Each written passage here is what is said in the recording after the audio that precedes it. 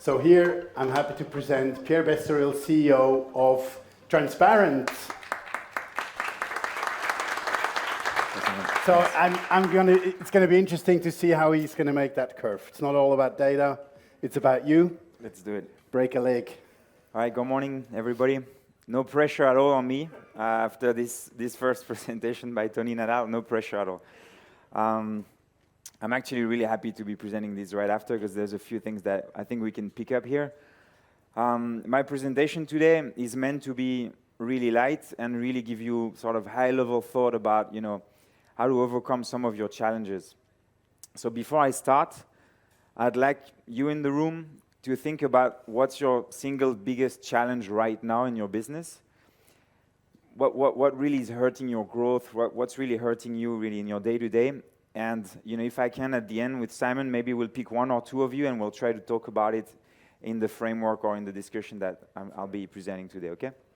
So if you can think while I'm presenting, what's really your biggest problem, the one you'd like to focus on, and then we'll start. So for this presentation, I was asked to answer three questions. So I'll see if I can start here. All right, I might have to go in the room and do a little bit of magic here.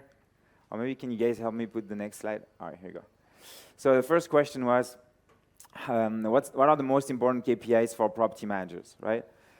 So it's actually the first question, and it's the first answer, and it's pretty much the obvious one is, the most important one is the one for you right now. It's the most specific one, all right? So I think a lot of mistake I see when I talk to clients and property managers is to not have a clear idea of what you want to improve, and that really should drive what you choose as KPI, okay?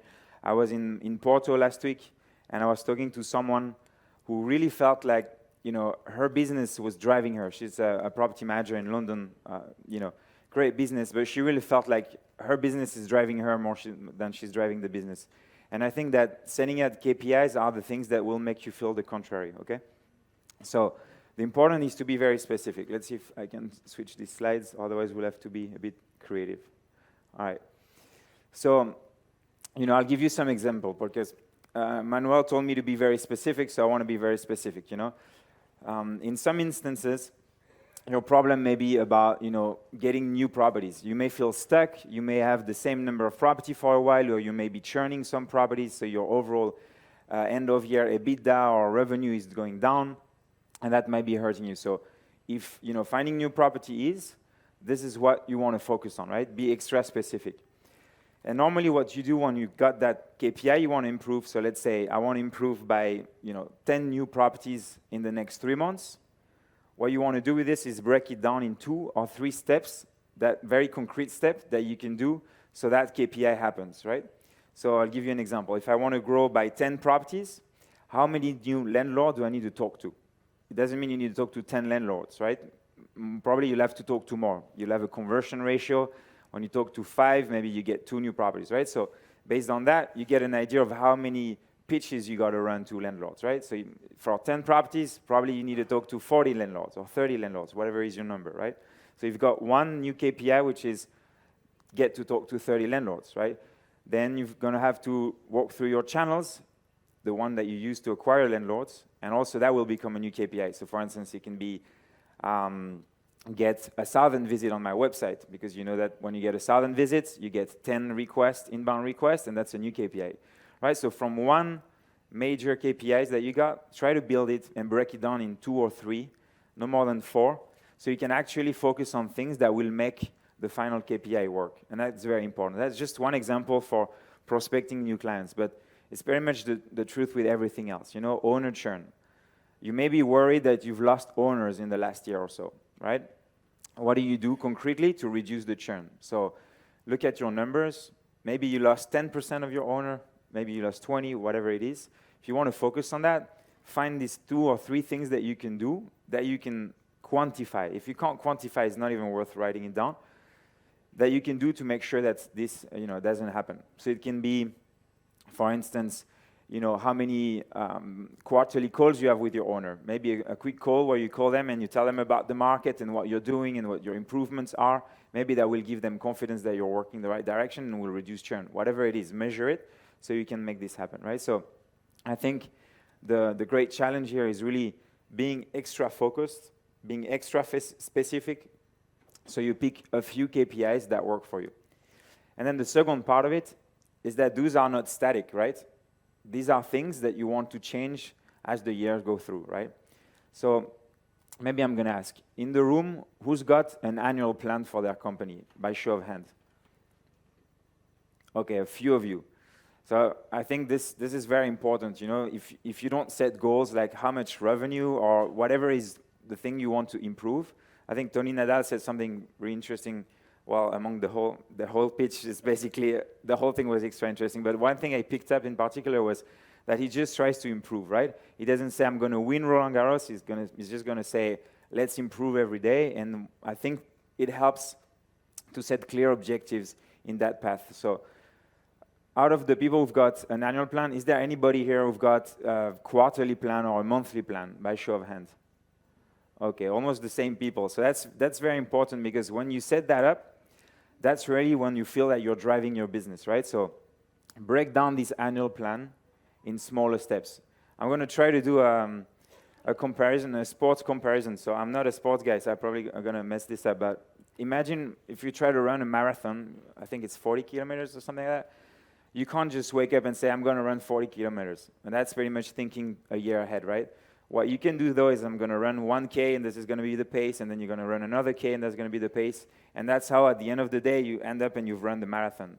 But it's really hard to go with the energy and say, I'm going to run 40 and just measure yourself against the 40. So it's the same thing here. You set annual goals, and then you break it down in maybe quarterly or maybe monthly, based on how big you are. The smaller you are, the shorter the goals can be.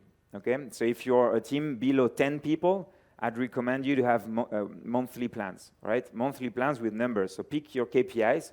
Maybe it's new owners. Maybe it's something about, improving revenue per property. Maybe it's something about operation. Doesn't matter. Have these broken down. Maybe it can be hiring. You feel overwhelmed. Maybe you need to hire someone who can help you. Then break it down. I want to hire 2 people. It means I need to run at least 10 interviews, or I need to post a certain number of job ads or whatever it is. But basically do this. And if you're more than 10, probably you can work with quarterly plans. Around 20 people, it starts to be better to have quarterly. Otherwise, you just spend your time planning. It doesn't work either. But I think it's very important. So I spent a bit of time on this one just to explain a little bit about KPI planning and how it works. And then the second question I got asked was, what are the common mistakes for property managers when setting up this planning, right? I think one of the mistakes is to not have concrete goals with numbers. It just, you can't go and say, I'm going to increase revenue. That's not tangible. You can't get anybody to commit behind that plan in your team. Yourself, it's very hard. And then not measuring, right? So it needs to be concrete so you can measure it, and making sure that you actually spend the time measuring it, right? So if you say, I'm going to hire 2 people, just measure how many interviews did you did that week. What are the things that you did that week that actually going to drive this hiring plan, right? If it's something about finding owners, it's also simple. Yeah, how many pitches did you do to landlords this week or in the last 2 weeks? If it's 0, you're not going to gain owner magically, right? So this is the kind of things that are important. So the blind spots are the things that you want to avoid, and there's a few things that you can do for that. So the first one is making sure that you track your performance. So that's just an example here of one of our dashboard where we measure the performance of one of our clients versus competition. It's just a sample here. But what we wanted to highlight with this is that if you measure yourself, better is against your competition, right? But if you measure yourself, it's going to help you improve things, right? So you can't just go there and say, I'm going to improve revenue per property, but don't actually spend the time getting this data and extract it, right? So you want to make sure that you focus on having these KPIs easily accessible, so you can actually stand by your monthly or quarterly plan and go execute against it, right? Then the second thing you want to do after you measure is improve. So that's one of the charts that I really like. One of the actually easy dashboards that you can all set up, whether it's with us or with Avantio. I'm sure you can set that up, and that actually can make you improve a lot of things, right? So this one, I showed a number of people here already in the room, but basically It's what you see on the right is basically top performing properties, so your left, and then worst performing properties. So that's a monthly report that we pull where you got all your properties and how much money they made these months versus same months last year. Very simple report, okay? And the delta here. Well, this is weekly, but I prefer to look at it monthly. So here is the delta. So once you do this and you look at it every month, ideally not at the end of the month, ideally, around mid-month, basically what you'll see is properties that are generating way more revenue this year than last year for some reason. And probably you can learn a few things on why are they generating more revenue. It's probably something good that you're doing there that helps you generate more money. And the other one, it's probably the most important one, is why some properties are performing way worse than last year, And it's easy if you've got 10, 20 properties to have that in mind, right? But if you've got 100, 120, 200 properties, it's really hard to actually have that. So looking at it with your team, once a month at least, and seeing, oh, we've got these 10 properties are generating way less revenue than last year. What's going on?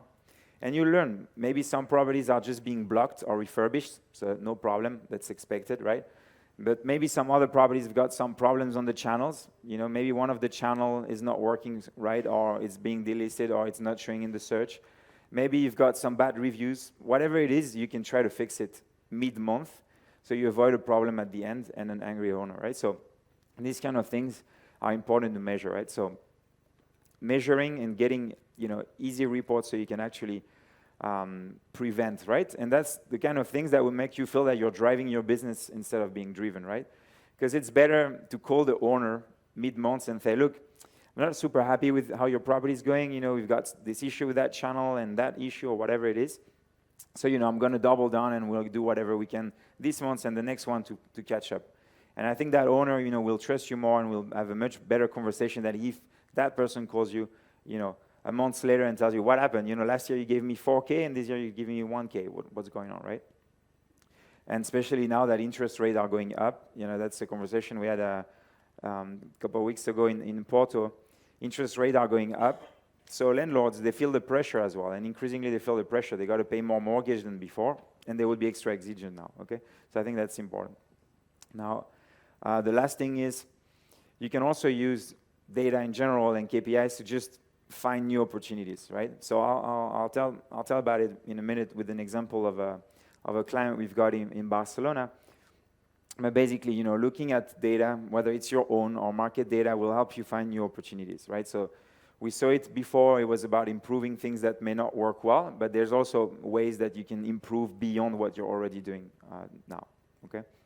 And I've got this specific example. So I've got a few. I'll try to be quick so we can maybe have more interactive chat and maybe chat a bit with Simon. But basically, I want to share one or two examples of, how we can help with either data or setting up KPIs. So one of our clients in Barcelona is basically facing a challenge that Barcelona is a super mature market. It's probably one of the most mature markets in Europe. Why? Because they've got a license system that sets the maximum number of properties in the city to 10,000 properties, right? That's it, pretty much, okay? So you can't really grow by market inventory because it's stuck.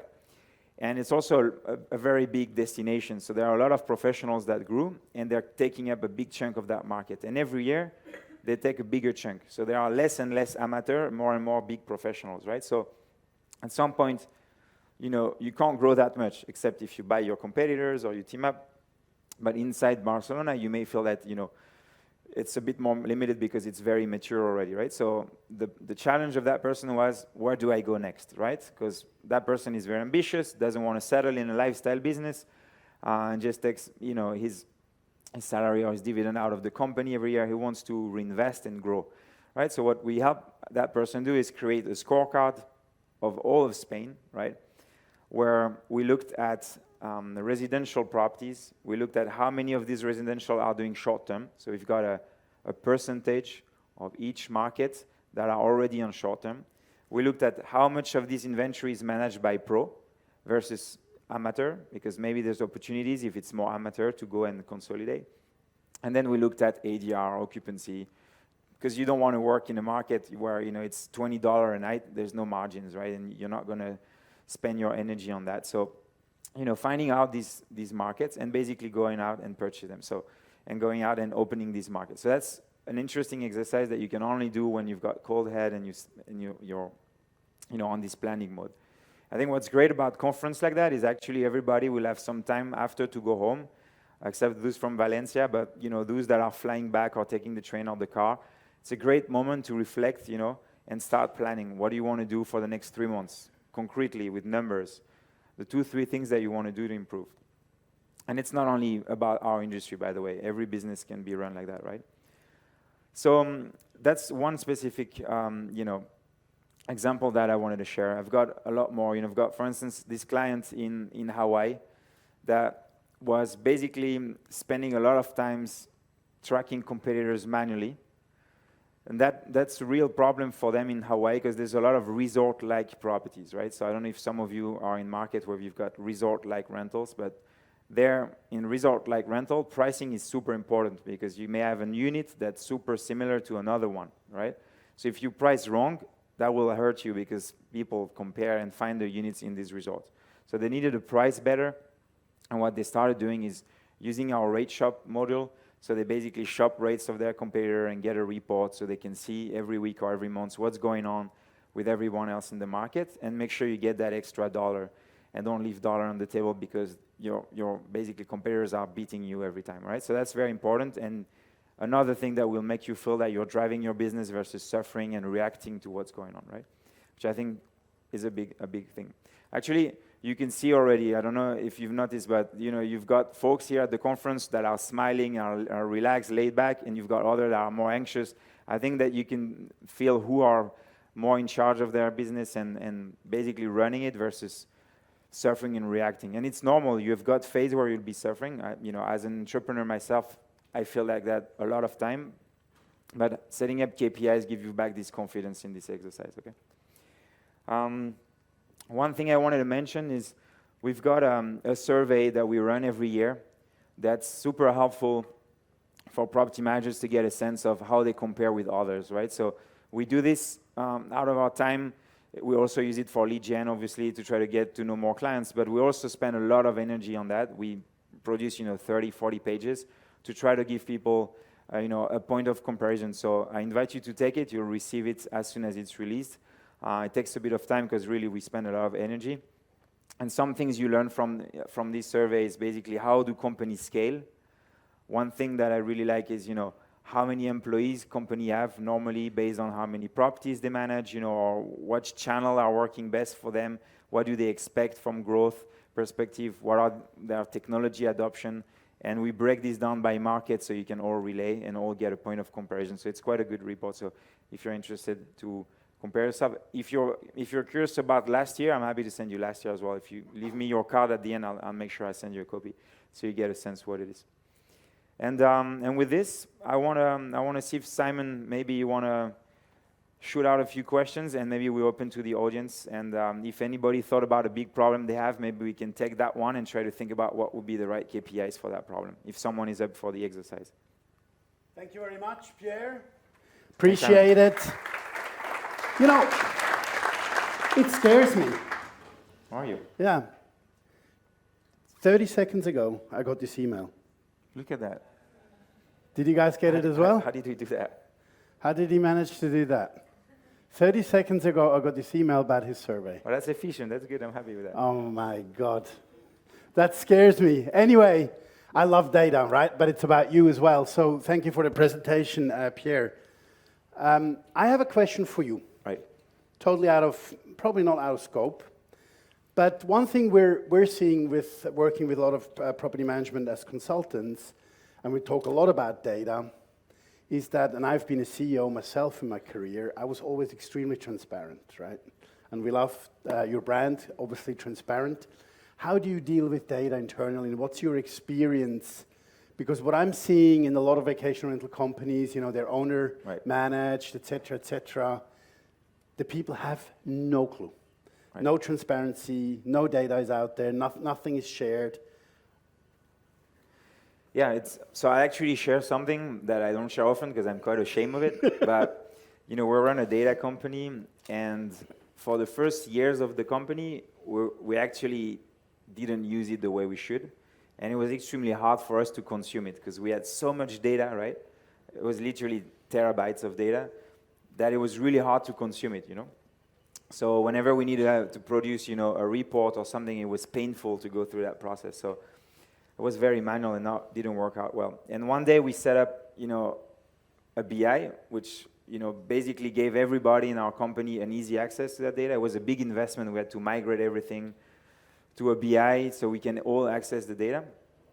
And that day, my CTO, my co-founder, Neil, said, you know, we, you know, used to be a company with data, and now we're a data company, you know, like, because that was literally a change in our life. Like, literally, you know, our team from marketing, account management, sales, could just pull out the report and just see a specific market. Who do we want to talk to? Who are the leaders in that market? And it really changed our life. So I think it's really comparable to what we see with a lot of companies where you deal with it, you pull your own report, you do your spreadsheet, but actually, is it sufficient so you can have, you know, these monthly, quarterly plans, so you can look into your top properties, you can look at your revenue per property, so you feel confident, you understand your channel mix and which channel are wasting your time, which one are not, which one you should be doubling on, or where are your travelers coming from, you know, what are the niche travel market that you're not tapping into? All these things, you know, they should be easy answer. They should be 2-minute answer, right? And often they're not, and that's where I think you've got some inefficiency. So we passed that bar in, I think, 2019, and COVID helped us actually implement that because, you know, it was a big pause for everyone, so we just focused on that for a while, and it really helped, right? So basically the message is be as transparent as you can and share your data with your staff as well, right? Yeah, for sure. I mean, everybody is driven when you share numbers, right? You need to be inspiring for them. You need to attach something that they can relate to or be proud of, right? So, you know, if it's, I don't know, if it's your operation team, something I love and I see some clients do is actually show them how their work impact reviews. And when they do a good job, you can see it, and when they do a bad job, you can see it, right? So that's a concrete thing, and you might not think about exposing your cleaner to a report, but that's actually helpful. You know, you just send them a report, say, look at this month we did a great job, we're among the top in our market, and this is going up, or no, this is going down, and look at these few properties in particular are the ones where cleaning basically is a problem, or expectative versus what they're finding is a problem, and help them improve. So that's an example where, you know, down to your cleaners in the organization should get also basically, you know, exposure to data somehow, if that's relevant. Excellent example. So going back to the entry that Pierre made, who of you wants to share a challenge with us, issues that you're challenged with, and maybe Pierre can give you some feedback on it. Anybody? Are you so shy? No one has a problem. It's just nobody has a problem. Everybody's like running smoothly. Business is going fantastic. It's a bit intimidating to share. And no one has a challenge or something concretely they want to improve now. No one. But we can chat offline. I mean, off the stage after anyway. If anyone is interested, I got a booth upstairs, and I'll be there till the end of the day, so we can have that chat. Does anybody have questions for Pierre? Oh, that was a really heavy night last night, wasn't it? Anyway, so let's keep going. So let's talk about transparent for a little bit. You've been acquired by OTA Insights. Right. How does that, like, what's to be expected? I mean, obviously, OTA Insights, pretty big on hotel data. Right. Interesting move to bring that data set together. What is the benefit for us in the industry as well? I'll share some context to the crowd who maybe doesn't know yet OTA. Sure. So, you know, our company, we're around 42 people, and in February we went through a process where we ended up being acquired by a hotel data company. They're around 400 people. Their specialty is help hotel price against competition. And in hotels, it's much easier. I'm very jealous of their work, actually, because, you know, why is it so much easier? It's so much easier. You got 3 or 4 competitors. That's it. And, you know, you've got, you know, this other hotel right there and this other one, and that's it. That's my competition. So it's actually quite simpler for them, right? In our case, it's, you know, every property's got a competition. It's a lot more data to deal with. Operation-wise, it's a little bit harder as well. So I think our industry is way harder than the hotel one, right? But we learn a lot of things with them as well, you know, from scale, how they manage to work with so many independent hotels around the world. And some of the things that we're planning to do is merge our data set, right? So they've got great data on airline data as well. They've got great demand data from, search engine or GDSs. And they've got also, obviously, all the data on hotel in the world. So our mission, in the next months and years is to merge this product slowly and include some hotel data. Because at the end, we're all in a destination, we're all receiving travelers. Booking.com is listing both, accommodation type in the same page. And more the line is blurring between the two types. So it makes sense for us to bring something to life that helps you understand the whole market, right? So that's what we're working on. Can you talk about correlation? I mean, that's it's something so far we've really looked very separate in terms of verticals. And we're seeing some new revenue management systems coming to the market who also look at hotel amenities and things like that and compare a lot more data points. Can you elaborate a little bit on correlation between vacation rental and hotels? Yeah, well, actually, it's funny you asked that because we just completed a big research where we wanted to understand hotel pacing versus short-term rental pacing. So pacing is, how fast the books are filling up, right? How much reservation we're getting for the future. And the interesting fact is that in most markets, actually short-term rental pacing precedes the one of hotels. So really? You can predict hotel occupancy with short-term rental occupancy. So maybe don't tell that to hoteliers yet. But, really what you can say is really just booking window is a little bit, bigger for short-term rentals, and then we're just filling up faster than hotels. So if they looked at what we do, they actually could predict what they will do in terms of performance. So it's very interesting. And then rates, I think there's obviously correlation with rates, with pricing. And it's interesting to see how the arbitrage, is fading away in certain markets, is coming back. So, the arbitrage between hotels and short-term rental is for larger groups. So, 2-3 bedrooms type properties. You have got a big arbitrage versus 2-3 bedroom hotels, right? And the total rate for that group. So, in certain markets, because prices have gone up so much, it's almost gone. And now a rental is even more expensive than hotels compared to where it used to be. And in other markets, it's survived, right? But it's interesting to see how ADRs have gone up so much in certain markets that actually they're just disappearing and killing that arbitrage. And it's still resisting, so it shows that it's not just about money, it's also about all the rest, amenities, location, all the other reasons why people choose short-term rental. Interesting. To wrap this up, let's have a look into the crystal ball. Okay. You sit on a lot of data. That's easy. I would argue that ADR will soften, occupancy will soften, depending on destination, obviously, as well. But we're looking at some pretty rough times. What's your outlook for the vacation rental industry? Right. So I think the macro is definitely rough. I spoke about interest rate going up. So the cost of money is worse. So for people buying houses, they will have more mortgage, so they will be more exigent. There's also more competition. In every single market, there is more competition. So the degree of professional inventory keeps growing. So you've got more and more competition.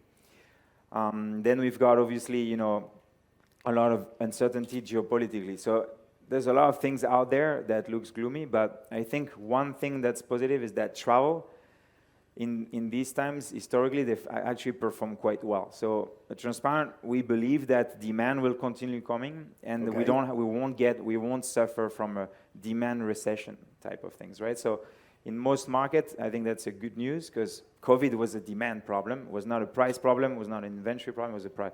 And we went through that, and I don't think we'll have that no more. That's why I think that we're going to see good demand. But certainly, there will be other drivers that will hurt a little bit more, like ADRs. We've had crazy rates in many markets. See some Portuguese in the room.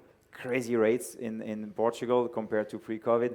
And obviously, this needs to normalize a little bit. Okay. So we can't continue growing on ADR growth. It doesn't make sense. There's inflation, but not that much, right? Ladies and gentlemen, don't overvalue yourself too much. Keep on fighting. Thank you very much, Pierre. It was a great pleasure. Thanks, everyone.